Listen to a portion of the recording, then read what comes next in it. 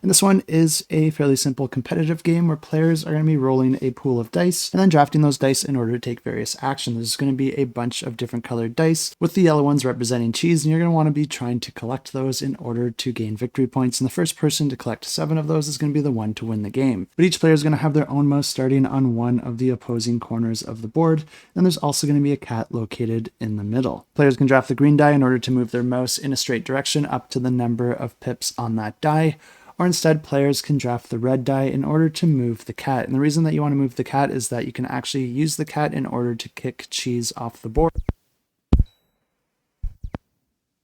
So that was my power going out, but it looks like we're back in business here. And what I was trying to say is that you want to move the cat because you can actually kick cheese dice off the board if you think you won't be able to get it with your mouse, and you want to prevent other players from getting it.